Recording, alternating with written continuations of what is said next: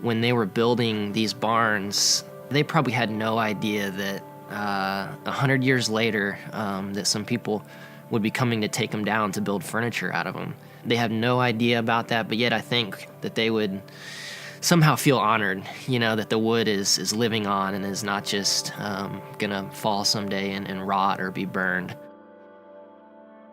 It's something that we all experience. We all experience second chances to right wrongs and to become new again and to make improvements in our own lives. It's fun to sort of play the role of creator, taking something that has no meaning or value and no purpose and creating it into something spectacular, redeeming it. I'm Mitch Trump. I'm the principal owner and craftsman at Adventure Indoors. I'm Ryan, and I'm a craftsman with Adventure Indoors Woodworking.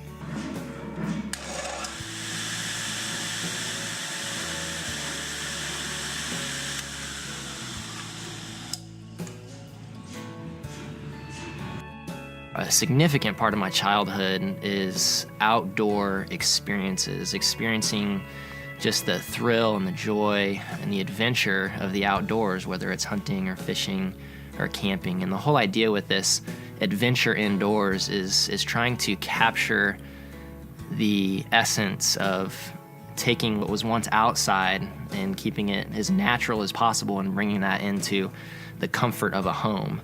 What first led me onto the path of woodworking was Saturday morning shows with Norm Abram on New Yankee Workshop and This Old House, and that watching those shows started for me at a young age of 6 or 7, as long as I can remember. And I remember it being a battle between my brothers and I. They wanted to watch cartoons, and I wanted to watch fishing and woodworking shows, and that was what planted that seed very early for me.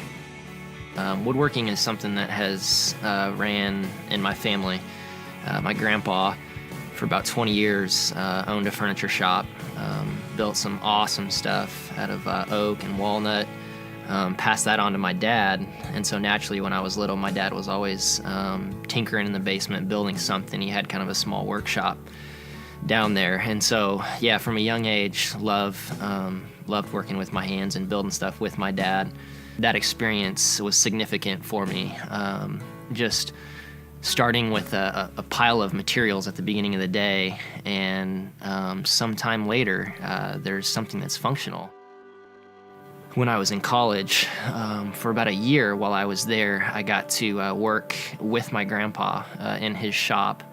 And that's really where I grew in my woodworking knowledge, learned about joinery, learned about different types of wood. And so it really, for me, it's an honor to carry on this family tradition that was started with my grandpa many years ago, and then on to my dad, and now me, and who knows, maybe my kids someday will be taking up the family trade. And so what gets me excited is that this barn like we're in right now is completely ignored by the rest of the world. I mean, the owner of this farm obviously knows it's here, but it's nestled away here in the woods, and no one really knows about it. But for me, as a craftsman, I can come in and see that there is great potential here. And so to be able to start from the process of just being in the barn and taking it down, chopping through big beams and pulling off paneling, taking it to our workshop, doing the denailing, sometimes power washing the wood, sanding, planing, the entire process all the way up until building the piece of furniture and delivering it to a customer.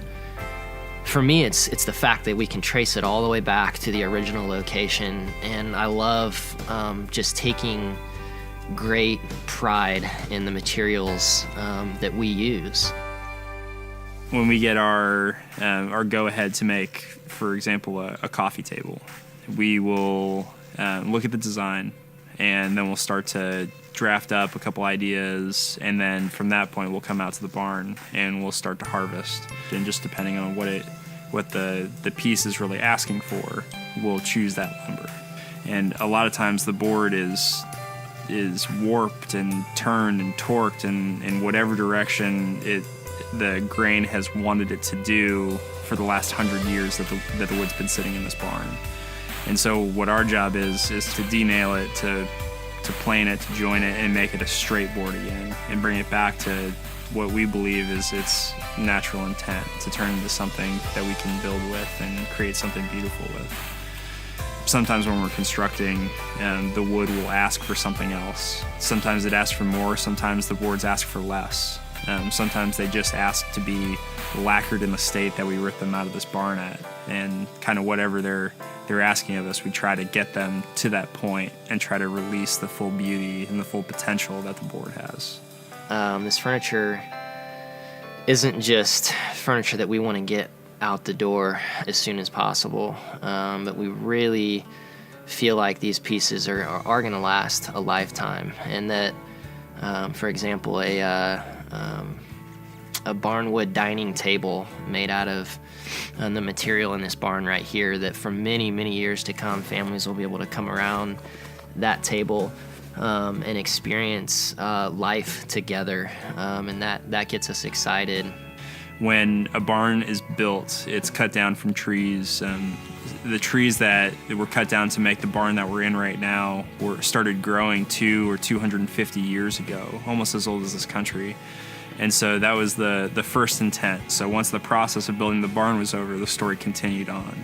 Cattle filled this barn, horses filled this barn, and then the life of the barn was over, the purpose was over. And so the process now that we're in is tearing the barn down and then letting the story continue.